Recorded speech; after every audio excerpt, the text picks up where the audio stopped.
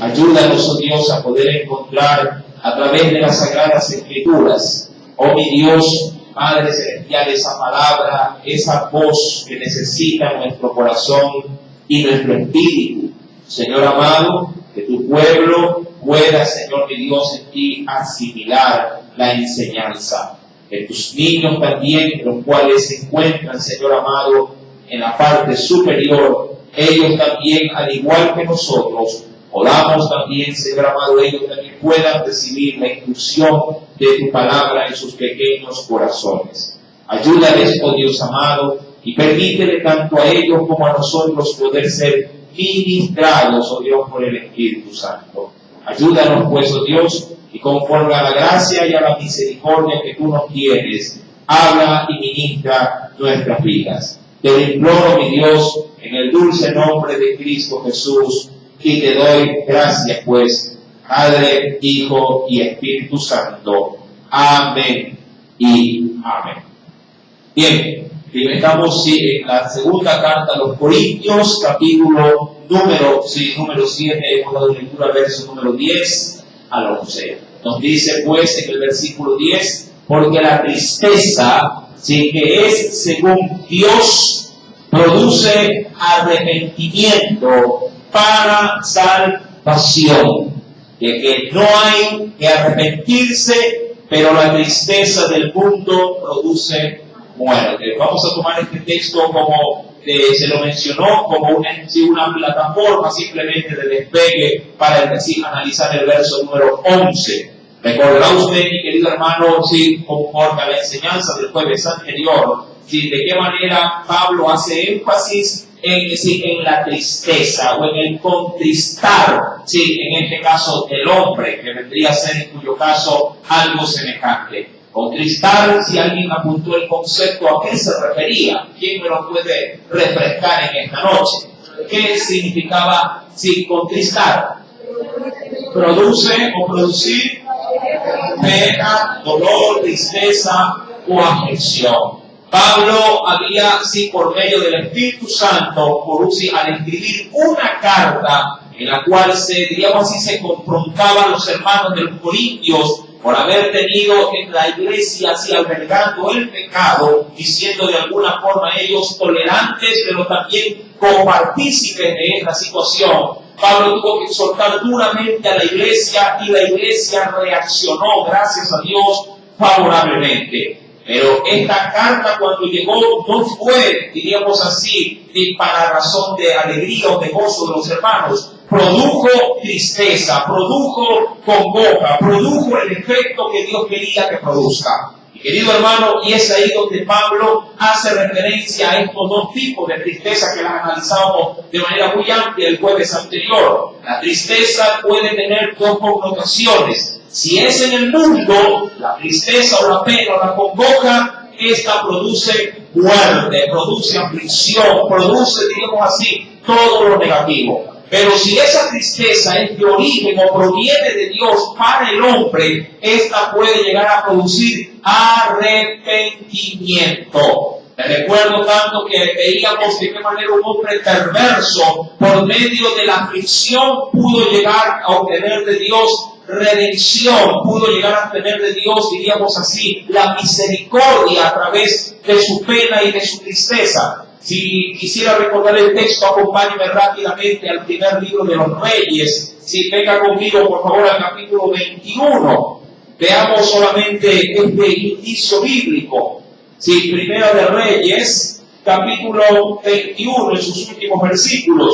Verso número, ¿lo tiene? Primera de Reyes 21, versículo número 25 en adelante. Mira lo que nos dice el Señor.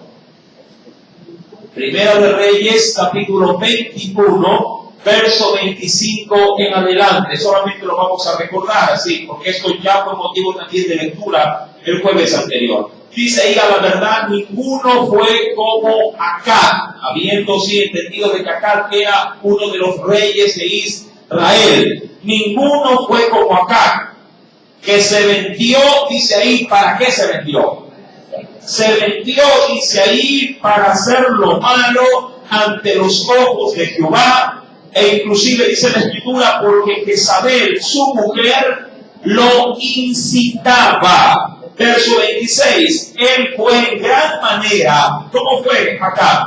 Abominable, caminando en pos de ídolos, es decir, idólatra, conforme a todo lo que hicieron los amorreos, es decir, entregado a la lascivia, lujuria, idolatría. ¿Qué más dice la Escritura?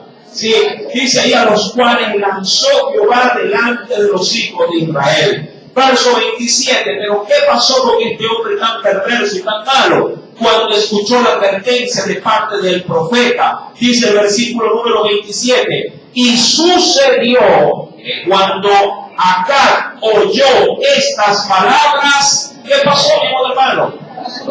Dice ahí, produjo algo en él, rasgó sus vestidos, puso cilicio sobre su carne, ayunó y durmió en silicio y anduvo humillado. Esta situación, mi amado hermano, esta congoja, esta tristeza, me recuerdo tanto que el domingo en el libro de Esther analizábamos lo que representaba el silicio. ¿Cuántos vinieron el domingo? Si vino, aprovechó la enseñanza de ese día. Mi amado hermano, él anduvo manifestando sin congoja de alma, de espíritu y de cuerpo. Esto, mi amado hermano, dice el versículo 28 y 29, que produjo una reacción de parte de Dios. Dice la Escritura, entonces vino palabra de Jehová a Elías, Tisbita, diciendo, ¿no has visto cómo Acab se ha humillado delante de mí? Pues, dice aquí, por cuanto se ha humillado delante de mí, no traeré el mal en sus días, en los días de su hijo traeré el mal sobre su casa. Sí, mi amado hermano, y esto la verdad fue así. Su humillación produjo misericordia por lo menos durante el tiempo de la existencia del rey Acab. Cuando vamos pues ahora sí al versículo 11, vemos las connotaciones principales que produce la tristeza proveniente de Dios. Sí, en el verso 11 de segunda carta a los Corintios 7, dice, porque he aquí, y aquí vamos a considerar cómo Dios toma la tristeza en el beneficio del hombre, cómo Dios toma la tristeza que Él mismo provoca para el beneficio del hombre. Dice el verso 11, porque he aquí, dice esto mismo, de que hayan sido contristados según Dios, no según el mundo, si habéis sido contristados según Dios, ¿qué solicitud produjo en vosotros? Entendiendo que el término solicitud implica búsqueda. ¿Qué produjo en ustedes? ¿Qué búsqueda produjo la tristeza que yo mismo he gestado en el corazón, en este caso, de los corintios? Y aquí vemos una lista, a manera así de una previa revisión de la misma. Dice aquí, ¿qué solicitud produjo en vosotros? Y comienza, ¿qué defensa? Segundo, ¿qué indignación? Tercero, ¿qué temor? ¿Qué ardiente afecto? ¿Qué celo? ¿Y qué vindicación? En todo os habéis mostrado limpios, dice ahí, en el asunto. Ahora, esta pequeña lista, mi amado hermano, también tiene un gran aporte para saber cómo Dios usa la tristeza que Él pone en el corazón del hombre, vuelvo y repito, para el beneficio del Hijo. Y lo primero que usted puede considerar en esta enumeración de aspectos es que Dios usa la tristeza para poner en el hombre solicitud, para poner en el hombre, digamos, el interés de buscar el estar bien con su Dios y consigo mismo. Yo quisiera, mi amado hermano, cuando vamos al texto, quisiera citar también la apertura de este estudio a través de ciertas situaciones que vivieron muchos siervos de Dios. Entre ellos, venga conmigo al libro de los Salmos, porque cuando Dios ponía en el corazón del hombre, un desapego por el mal, es porque Dios quería, mi amado hermano, enseñarle a sus siervos, lo que ellos deberían de buscar. Venga conmigo, por favor, al libro de los Salmos, al capítulo 101, vamos a arrancar con ese texto. Verso número 3, capítulo 101 del libro de los Salmos, verso número 3.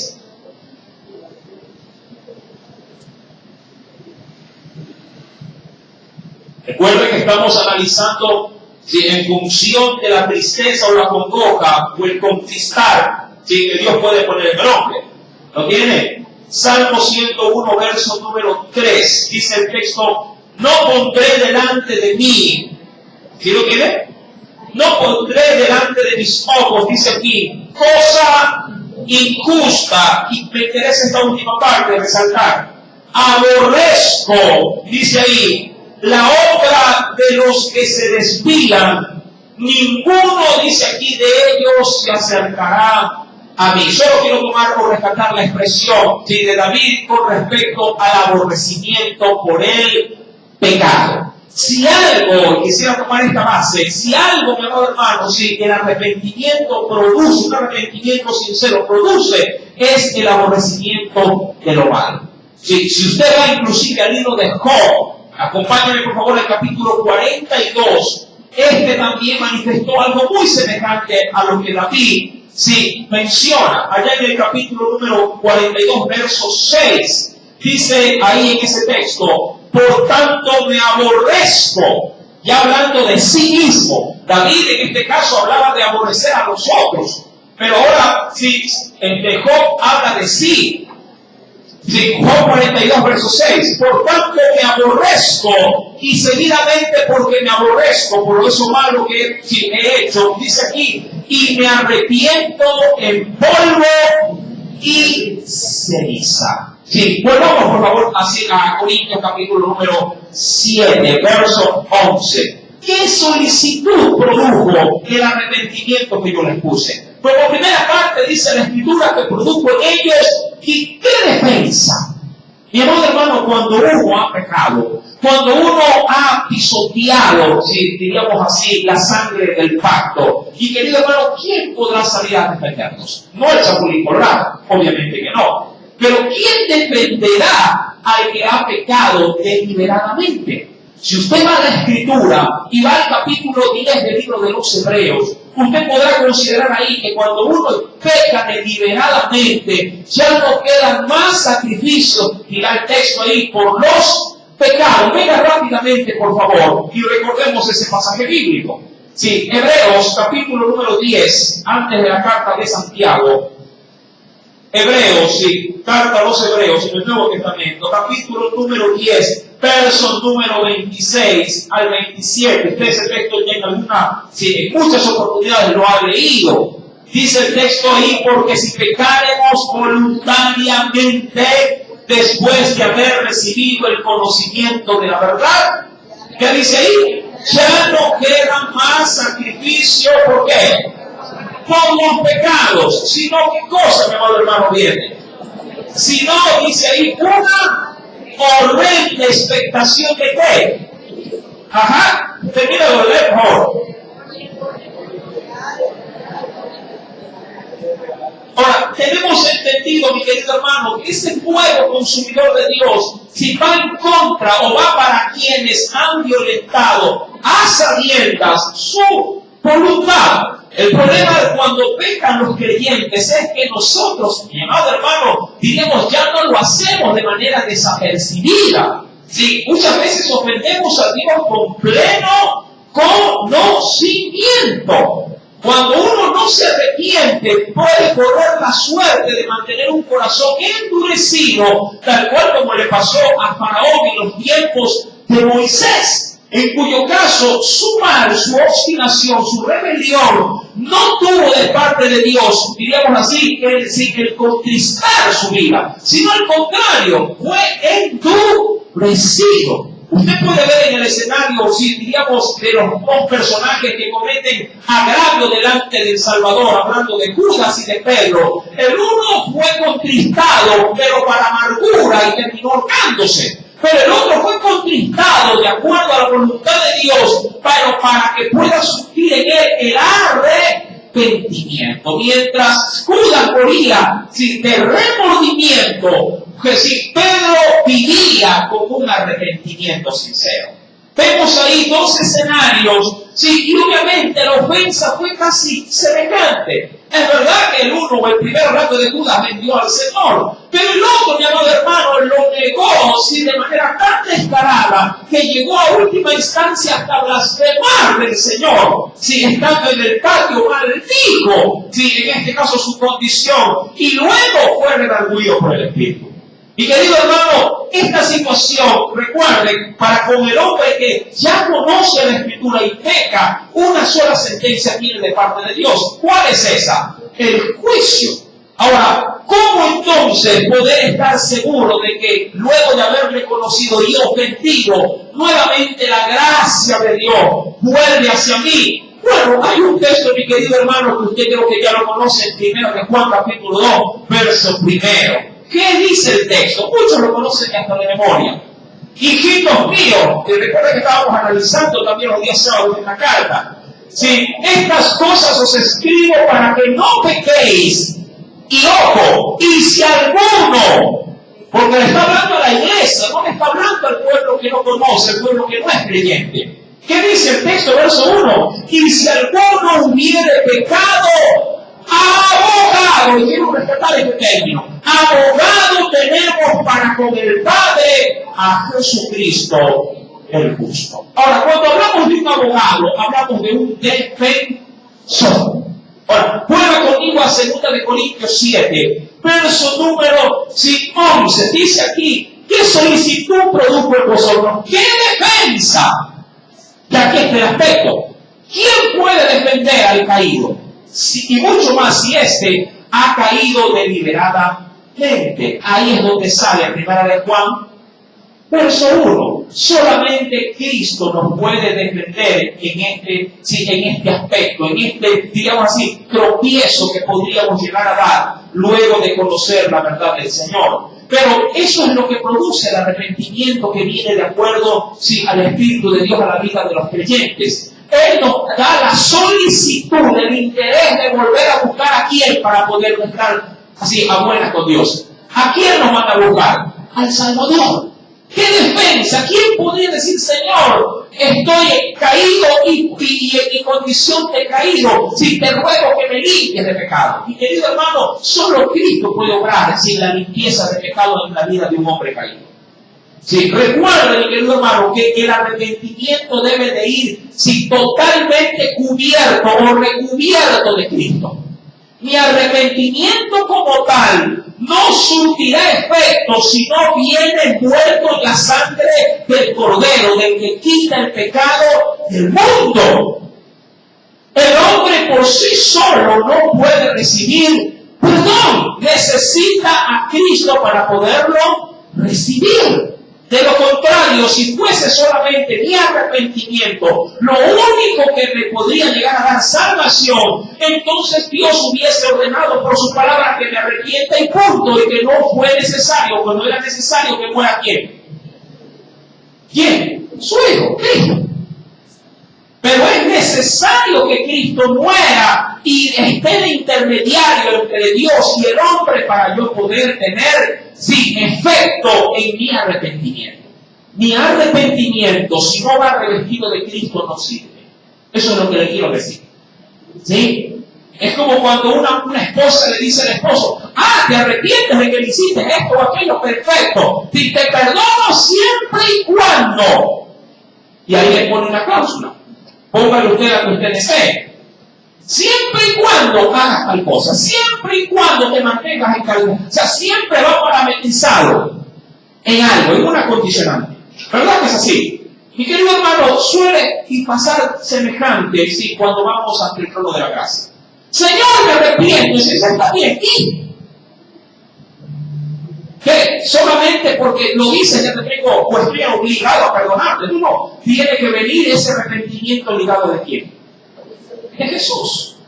¿Qué defensa puede producir, mi amado hermano, el arrepentimiento o el contritar según Dios? Que hago en sí mismo una recapitulación de mi vida y digo, me acuerdo, Cristo es el único que me puede defender delante de mi pecado. Solo Cristo. Y obvio, si la sangre de Jesús viene y me limpia, quedo limpio. Amén. Si ella viene sobre mí, y en este caso me lava, sí, hará desaparecer mi culpa, mi pecado. Ahora, cuando vamos al versículo 11, porque ahí estamos silvanando ya un poco fino en este asunto, dice aún más el texto, ¿sí? ¿Qué solicitud produjo en vosotros? Y dice ahí, ¿qué defensa? Pero también dice, ¿qué indignación? Y ahí donde pudiera tomar, ¿sí?, los textos ya leídos de Salmo y también de Job. ¿Qué indignación produjo? Mire, el contritar de Dios en mí. Es decir, ¿qué coraje produjo en mí? ¿Sí? El arrepentimiento que viene de acuerdo, sí, diríamos, al enfoque divino. Y aquí hay algo muy especial que de pronto muchos al decírselo van a decir, es verdad, hermano. Cuando uno, sí, es contristado de acuerdo a la voluntad de Dios en la vida de sus hijos, inmediatamente produce un aborrecimiento al pecado. Y esa es nuestra indignación. No contra Dios, sino contra mis obras. Bien decía Job 42 versos 6, que decía, me aborrezco, decía aquí. Pablo también decía algo semejante. Él, mi amado hermano, estaba también en una contrariedad consigo mismo cuando él consideraba que lo que él no quería hacer, es decir, ofender a Dios, lo hacía. Pero él sabía que él tenía una lucha así interna consigo mismo por haberle fallado, por haber pecado, sí, y haber ofendido la gracia de Dios. Eso produce un arrepentimiento que viene de parte de Dios al hombre, un aborrecimiento instantáneo, una indignación instantánea en contra de mi mal, en contra de aquello que ofendió a Dios. Quisiera, por favor, y venga conmigo a la Escritura. Vayamos a la carta del apóstol Pablo también y veamos esto.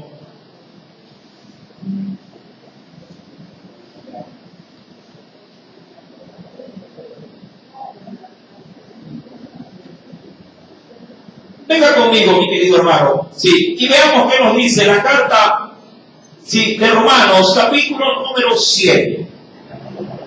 Sí, Romanos, carta a los Romanos, capítulo número 7. Vamos a verlo de un enfoque un poquito más amplio.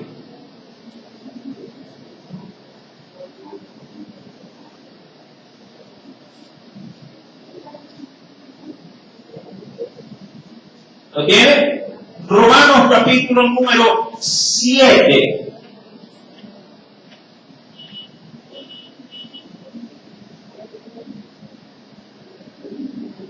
¿Lo tiene ya? Verso, voy a leer por favor, versículo número 14 en adelante. Hay muchos textos ahí saltados que quisiera tomarlos. Dice el Señor, porque sabemos que la ley, hablando de los mandamientos de Dios, porque sabemos que la ley es espiritual, mas yo soy carnal, es decir, que ya tenemos una desventaja ahí. ¿Por qué? Porque la ley es espíritu, mas yo soy carne. Sí, y eso es como tratar de decir que Dios es, diríamos así, agua y yo soy aceite. Y si Dios me dice que me fusione, usted dirá imposible, el agua y el aceite no se unen. Dios me dice haz lo bueno, pero yo, ¿qué hago? Lo malo, ¿sí? Y eso obviamente no puede tener congruencias. Dice el versículo número 15, porque lo que hago no lo entiendo, pues no hago lo que quiero. ¿Y qué quería Pablo? ¿Qué quería? ¿Hacer lo malo? No, quería hacer el bien. Mas sin embargo dice aquí, si no lo que aborrezco, eso hago. Eso puede producir el arrepentimiento cuando viene de Dios al hombre. Puede producir en mí un aborrecimiento de qué? De lo malo. Y es verdad, cuando uno peca, mi amado hermano, y recibe de Dios de manera instantánea un redarguir, usted como que al segundo de haberle fallado, inmediatamente reacciona y dice, ¿por qué lo hice? Se siente de alguna manera, sí, fracasado, pero también se siente, así, rebelado en contra de aquel pecado que lo ha vencido. Pero eso es cuando Dios está en el asunto y se ha movido a misericordia y a uno no, si lo redarguye de manera instantánea. Sí, mucha gente pues, uy, pero ¿por qué se me sale esa palabra, Señor? Daña esta boca en el nombre de Jesús, límpiala y salga hasta fuera que los dientes contlejan. Produce una indignación instantánea.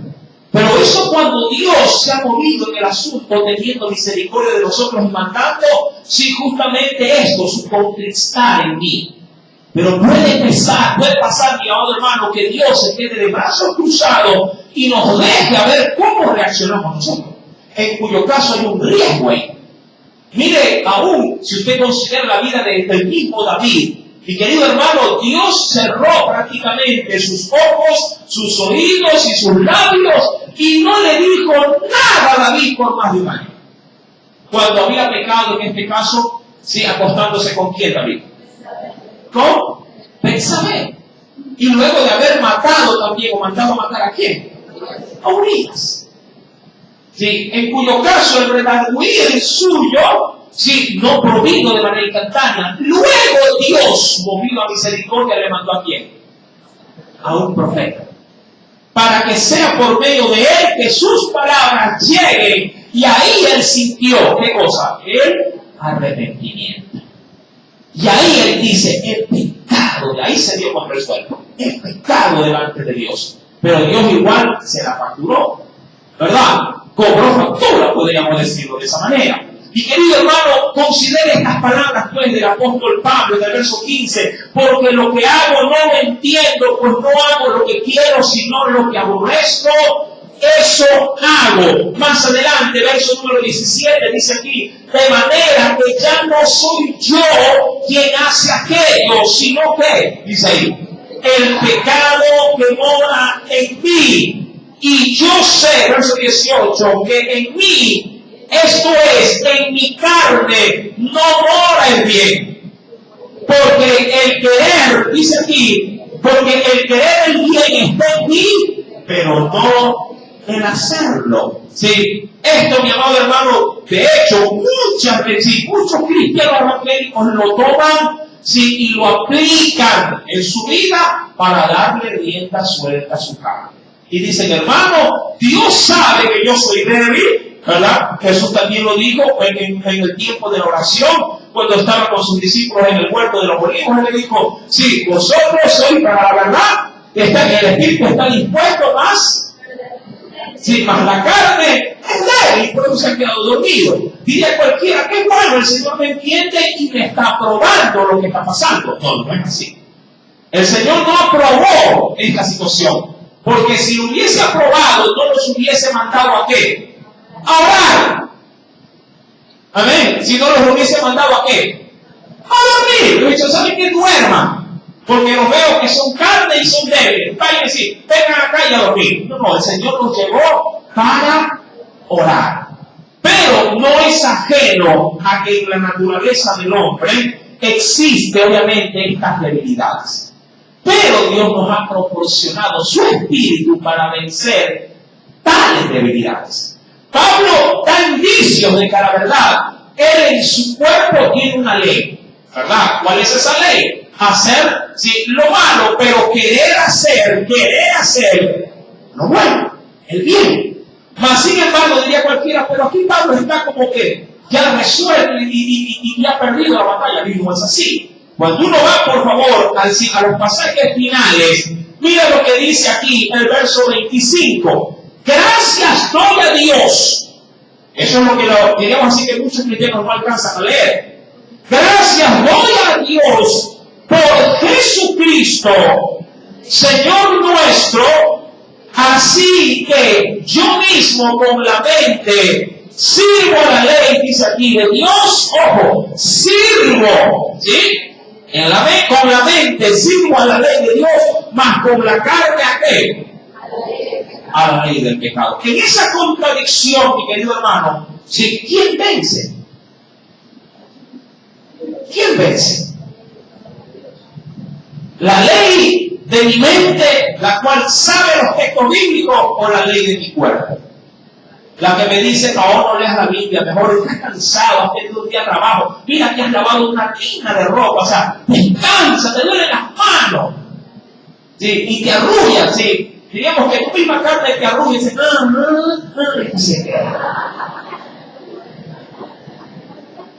¿cuántos van así a orar? Hay una ley ahí, ¿verdad? La de la carne, y hay otra ley en su mente que le está diciendo, hoy no has orado, hoy no has leído la Biblia, ¿qué pasó? Pero así mismo la conciencia contesta y le dice, ay, pero cierto, te recuerdo que hoy te sacaste del aire. Y lo típico, si internamente, si algo te dice, Dios, si te entiende, tranquilo, la carne es débil. Y amado hermano, cuando vamos a la Escritura, porque es necesario, mi querido hermano, si poder manifestar estos pasajes bíblicos, sí, versículo 24, le dije que iba a leer saltado, en el libro de los Romanos, capítulo 7, dice el versículo número 24, como para darle un toque todavía mucho más enfático a esto. Miserable, dice ahí Pablo, miserable de mí. ¿Quién me librará? ¿De qué dice la Escritura? ¿Quién me librará de este cuerpo de muerte? Ahora bien, acompáñenme por favor porque quisiera rescatar obviamente cómo poder en Dios salir de este adebacle, de este sinfín de pronto de muchos. Ven conmigo, mi querido hermano, al libro de los Gálatas. Libro de los Gálatas.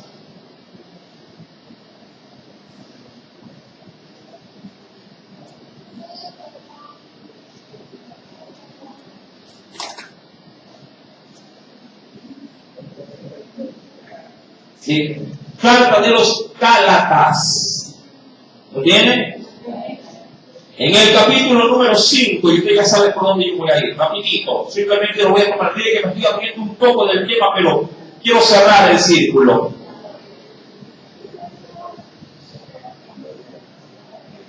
¿Lo tiene? Verso número 1. Estad, dice ahí, pues, firmes en la libertad con que Cristo nos hizo libres. Y aquí Pablo sí hace referencia a algo que obviamente va a conocer también allá en Romanos. Y no estéis otra vez, ¿qué dice ahí? Sujetos ¿a qué? Al yugo, dice ahí, de esclavitud. Sí, recuerde esto. Y no estéis sujetos otra vez al yugo de esclavitud. Versículo número 7, vamos un poco. Vosotros corríais bien. Porque cuando uno empieza en la obra, en el camino de Dios, o en los caminos del cristianismo, uno empieza pues enamorado del Señor, ¿verdad? Empieza fervoroso, empieza gozoso, empieza, digamos así, a toda máquina. Versículo número, sí, claro, con el pasar de los años se desacelera. Verso número 7 dice, vosotros corríais bien, no dice caminaba, corríais bien. ¿Quién nos estorbó para no obedecer a la verdad? Y ahí obviamente Pablo va a hacer alusión a las doctrinas de los judíos cristianos. Pero, mi amado hermano, si quiero ser un poquito más amplio, ¿qué puede llegar a estorbar el poder estar acelerado caminando con Dios o corriendo con Dios? No solamente los obstáculos, las doctrinas y cualquier otra cosa, también mi propia carne. Mi propia carne también puede ocasionar en mi vida un detener, digamos así, un caminar lento en Dios.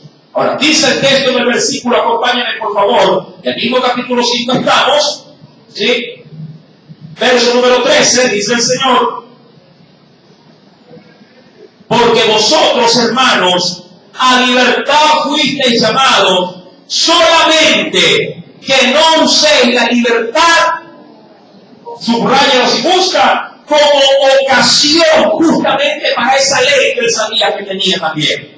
Como ocasión para la carne, sino más bien servidos por amor, dice aquí, los unos a los otros. Cuando retomo Corintios, mi querido hermano, yo podría decir, al igual como lo menciona el apóstol Pablo, que el arrepentimiento o el contristar que Dios envía al hombre sí produce una indignación sí, con mi pecado.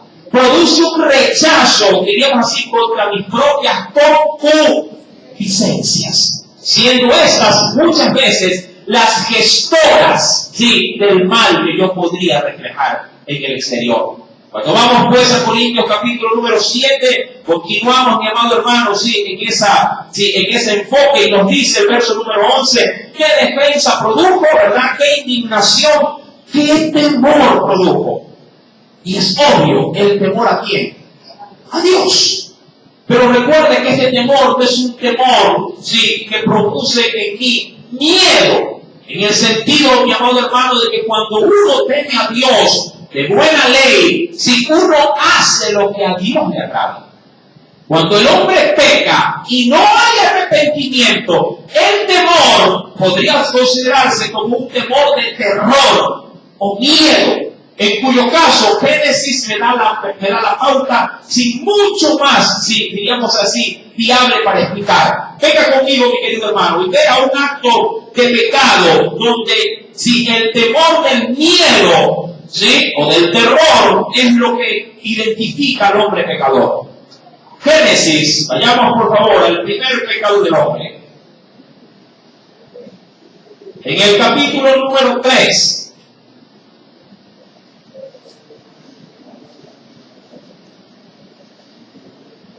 Verso número 8. Verso 8 al 10. ¿Lo tienen?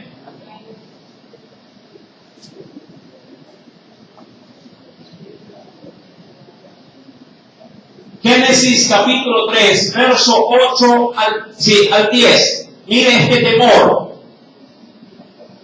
Verso número 8 dice, y oyeron la voz de Jehová Dios, que se paseaba en el huerto, al aire del día, y el hombre y su mujer se escondieron de la presencia de Jehová Dios entre los árboles del huerto. ¿Sí? Verso número 9, ¿puedes leerlo? ¿Qué hizo Dios? ¿Dónde estás tú? De pronto fue mi querido hermano, Ahora pregunto, ¿qué hacía Dios en el huerto? ¿Paseando? No. ¿A qué estaba haciendo en el huerto? ¿O para qué Dios, en este caso, se apareció en el huerto? ¿Para qué? ¿Para ver a los animales? ¿Para ver los árboles? ¿Para qué? ¿Para estar con quién? Con el hombre, y lo estaba buscando, pero obviamente el hombre, a la búsqueda de Dios, el hombre se había escondido. Verso número 10, y mira este es el asunto. Y él respondió, hablando del hombre, y él respondió, oí tu voz en el huerto, y tuve miedo. Aquí todavía, hasta ese momento, todavía no se operaba en el hombre, ¿qué cosa? El arrepentimiento. Amén. El hombre no sufrió en este evento un arrepentimiento. Y de hecho, si usted busca en todo el Génesis capítulo 3, el hombre nunca se arrepiente. No hay pasaje bíblico donde usted pueda ver, donde si Adán o Eva, puedan llegar a decir, me arrepiento, mi Dios, perdóname, hice mal, por gusto escuché a esta mujer, o por gusto escuché a la serpiente, o por gusto, me dejé inducir por mi curiosidad. No va a encontrar en Génesis un texto bíblico donde usted vea al hombre arrepentido. En cuyo caso, la sanción permanece. Solo cuando hay arrepentimiento, Dios puede ser movido a qué? A misericordia. Dios obra por ellos. En el verso 21 usted verá a Dios obrando, Él, no el hombre, Él en misericordia. ¿Por qué? Porque implícitamente en ese texto Dios obra y opera un sacrificio. ¿Qué dice en el verso 21? Pero, y Jehová Dios hizo al hombre y a su mujer túnicas de pieles. Y dice ahí, y los vistió. ¿Qué implica ese pasaje bíblico? No lo dice, pero ¿qué implica que hizo Dios ahí? Que se fue de shopping, se fue al docente y dijo, a ver, vamos a ver qué le ponemos a los muchachos. Están desnudos, algo hay que hacer. ¿Qué implica esto? ¿Qué implica? Que hubo qué cosa de por medio. Hubo sacrificio. Para poder extraer del sacrificio qué cosa. Nunca antes, hasta ese momento, posiblemente se había comido carne. Posiblemente. Luego Dios le dirá bueno, eso es otro tema. Dios luego le dirá a Noé todas las cosas comer, tanto de los frutos como de los árboles, como también la carne. Luego se lo dirá. Pero más sin embargo, posiblemente este haya sido el primer sacrificio de animales para poder cubrir, ¿y qué cosa? La desnudez de quién? Del hombre. Pero el hombre, ni aún así, por sí mismo se arrepiente. Mi querido hermano, el hombre tuvo temor. Como lo dijo ahí, tuvo miedo. El arrepentimiento, cuando uno va al versículo 11 del capítulo 7, produce, cuando viene de Dios, produce también, ¿qué cosa? ¿Qué temor produce? Y vaya que sí.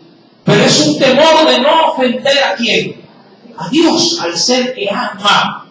Pregunto, ¿usted como marido le tiene miedo a su mujer? Algunos dirán, sí, hermano.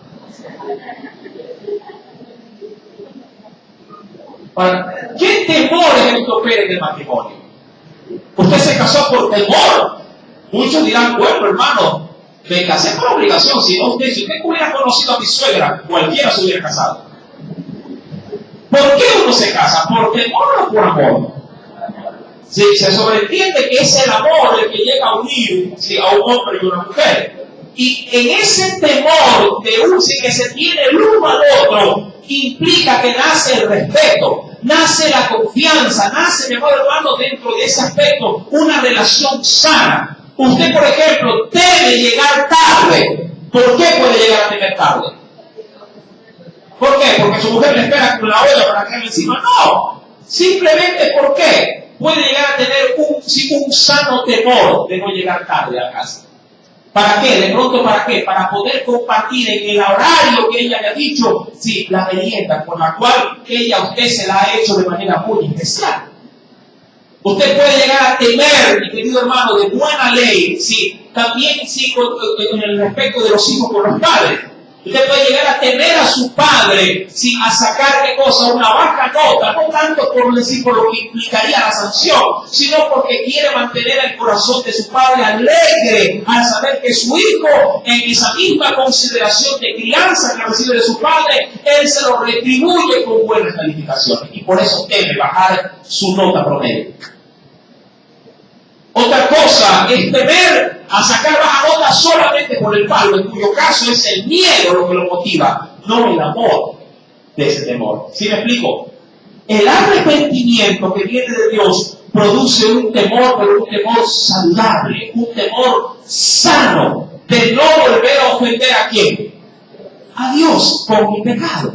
No volver, sí, a pisotear o no volver a hacer poner triste. ¿Se acuerda usted el texto bíblico que si cuando uno peca puede llegar a contritar qué cosa también? Al Espíritu de Dios, el cual cuando se lo hace, ¿qué hacen nosotros? Nos deja. Mire que aún David pudo considerar cuando había pecado que Dios le haga el favor de devolverle qué cosa? El gozo de qué? De su salvación. ¿Por qué cree usted que lo estaba pidiendo? Porque cuando uno peca, no se siente salvo. ¿Verdad? Uno no se siente salvo, uno no se siente en armonía, en comunión con Dios. Y cuando viene el arrepentimiento divino hacia el corazón del hombre, uno busca estar en paz, busca estar otra vez, ¿sí?, en esa comunión con Dios. Sí, para concluir, mi querido hermano, dice el texto, verso número 11, qué temor, qué ardiente, quiero unir en este caso, sí, en estos tres aspectos que como que tienen un mismo enfoque. Qué ardiente afecto, qué celo y qué vindicación. En las dos primeras, tanto cuando se habla de ardiente afecto y qué celo, tiene que ver con la parte sentimental del hombre, con la parte intangible del hombre. Cuando hablo de ardientes, deseo es, mi amado hermano, el buscarlo, y el celo, hacer lo que, sí, por su palabra, él me demanda. Usted puede tener el mismo celo que tuvo Dios, si cuando estuvo en el templo con un látigo buscando a quién, a todos los mercaderes. Pero si hablo del pecado, yo puedo tener el celo de botar de mi alma todos esos mercaderes que me inducen a ofender a Dios. Por ejemplo, si he pecado con pornografía, Sí, en mi celo, por mucho costo que haya tenido las películas, o por mucho costo que haya tenido el internet que me está induciendo y no lo sé controlar, agarro todo eso y a la basura se va. Por el celo. Amén, ¿sí me explico? No importa, el celo de Dios hará que mi pecado salga completamente de mi vida. Sí, y sin importar el costo que yo deba pagar por eso. Ese celo lo produce el Espíritu Santo. Dirá cualquier hermano, esto es lo que me está ofreciendo. ¿Qué le puedo decir yo? Si esto es lo que me está produciendo el daño, ¿qué esperas para votarlo? ¿Verdad? Hermano, me induce el juego de las cartas, que lo tengo ahí, tengo las cartas, lo tengo de pronto, me gusta apostar, me gusta, y hasta no llevo inclusive el dinero completo a la casa. Mi querido hermano, en el celo de Dios usted puede inclusive hacer decisiones quirúrgicas. ¿Sí? Cuando hablo de decisiones quirúrgicas, hablo de cortar relaciones con amistades, amigos, en los cuales usted sabe que ellos son el foco de infección por el cual usted ofende a Dios. En cuyo caso usted tendrá que por ese celo arrancar esas amistades, arrancar esos vínculos, porque es preferible estar solo, pero bien con Dios, que estar bien acompañado, como podríamos, si fuera acompañado de mucha gente, pero ahí ofendiendo por la guasada, por las palabras de doble sentido, ¿sí me explico? Y por todo aquello que usted sabe que a la larga, cuando voy ya de camino a la casa solo, me voy golpeando el pecho diciendo, oh Señor, perdóname, he vuelto a fallar. El celo de Dios, que viene, mi amado hermano, también como producto de ese arrepentimiento, hará que yo tome, sí, de mi parte, todas las acciones pertinentes para no volverlo a ofender. Hay muchos que pueden tener en casa manera de adorno, cosas que le hacen daño. ¿Sí? Pueden tener a manera de colección cosas que le hacen daño. De pronto cajetillas de cigarrillo, botellas de whisky. Dicen, no, están ahí, son un adorno. Me costaron, o me salió caro. Pero está ahí. Y son cosas que a la larga sí pueden terminar afectando si existe en ellos, ¿qué cosa? La concupiscencia. En cuyo caso, por el celo de Dios, me toca sacar a mí mismo el látigo y sacarlos de mi hogar, sacarlos de mi vida, sacarlos, sí, en este caso, sí, de mi casa, para que esta no sea para mí ni para los míos piedra de tropiezo. Mi querido hermano, y por último dice en el versículo número 11, ¿y qué vindicación produjo esto? Y cuando hablo de vindicar, hablo de un término un poquito técnico, sí, que es la restitución. ¿Qué restitución trajo mi arrepentimiento? El arrepentimiento que viene de Dios produce, ojo, produce frutos. ¿Se acuerda usted de la expresión de Juan el Bautista? Haceos, ¿qué cosa? Frutos dignos de arrepentimiento. Frutos. Sí, la vindicación son los frutos.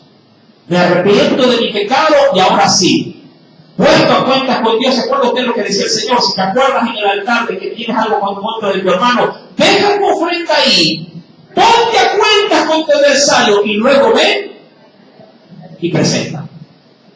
Cuando me arrepiento, entonces agarro la plancha que la presté hace como 3 meses atrás y voy a donde la vecina y digo, vecina, gracias, quita la plancha. ¿Me explico? Así funciona el arrepentimiento. El arrepentimiento produce vindicación, produce restitución. Lo que me debe ahora lo devuelvo. ¿Se acuerda usted de Zaqueo? Zaqueo había sido un vividor del pueblo, era recaudador de impuestos. Pero cuando sintió de parte del Señor que había tocado su corazón, se arrepintió y dijo, si hay alguien que he defraudado, 5 veces más le daré. Porque él sabía que al haber derramado a su prójimo de su dinero, no necesitaba ni siquiera devolvérselo al doble, sino 5 veces más, por el tiempo que él lo había retenido. En las manos de un buen administrador, $100 en poco tiempo puede llegar a ser 1000. En las manos de un buen administrador. En las manos de un mal de un despilfarrador, 100 pueden irse en segundos, ¿verdad? Pero en las manos de alguien que puede producir, sí, puede usarlo con sabiduría, puede multiplicarlo o hasta quintuplicarlo, y a eso se fue Zaqueo. Si yo a alguien perjudiqué, 15 y 5 veces más le devuelvo. Eso es un fruto de vindicación. Y eso produce un arrepentimiento sincero cuando viene de parte de ¿quién? De Dios. La tristeza que viene de Dios será siempre beneficiosa para la vida de sus hijos. Amén. Hasta ahí el mensaje en esta noche. Espero que Dios haya podido hablar ardientemente también, sí, a tu corazón. Aleluya. La gloria a Dios. Oremos a Dios. Padre celestial, en el nombre de Cristo Jesús. Agradecido siempre por tu palabra, porque ella para mi vida